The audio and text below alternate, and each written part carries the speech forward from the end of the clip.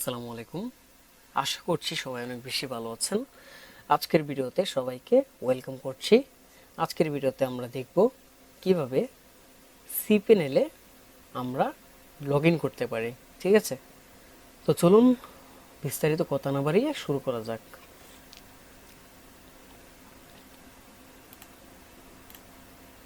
তো আমরা শুরুতেই আমরা গুগলে এখানে আমরা উপরে সার্চ বারে আমরা লিখব আমাদের যে ওয়েবসাইট লিঙ্ক। ঠিক আছে, আমাদের যে ওয়েবসাইট লিঙ্ক সেটা আমাদের ওয়েবসাইটের যে ডোমেনটা সেটা আমরা উপরে দিয়ে দেব। ঠিক আছে, সার্চ বারে।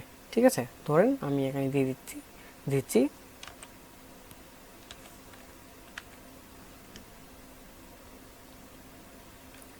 ওকে, এখানে চলে এসেছে। যাই হোক,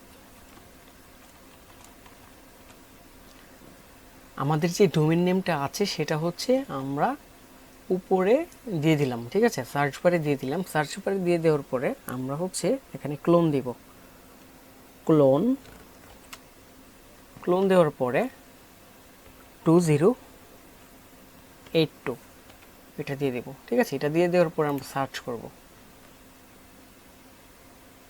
একটু অপেক্ষা করি। এটা একটু অপেক্ষা করার পরে দেখবেন আমাদের সামনে cPanel-এর যেই cPanel-এর যে ড্যাশবোর্ড। ঠিক আছে, cPanel যে ড্যাশবোর্ড সেটা আমাদের মাঝে শো করছে।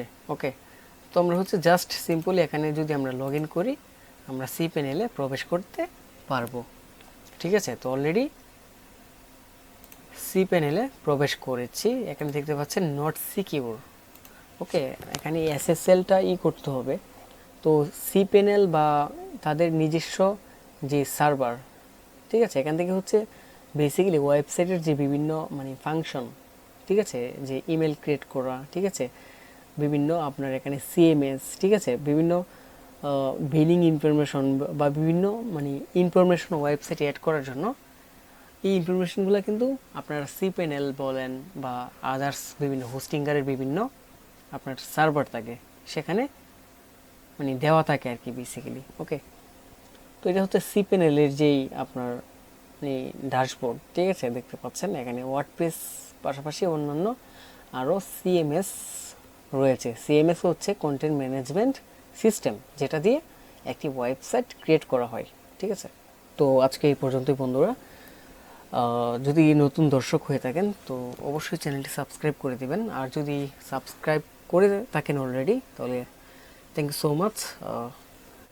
আর কোনো প্রশ্ন থাকলে, কোনো কোয়েশ্চেন থাকলে কমেন্ট বক্স আছে, সেখানে কমেন্ট করতে পারেন। ঠিক আছে, আমি অবশ্যই অ্যান্সার দেব ইনশাল্লাহ। ওকে, তো সবাই ভালো থাকবেন, সুস্থ থাকবেন। আল্লাহ হাফেজ।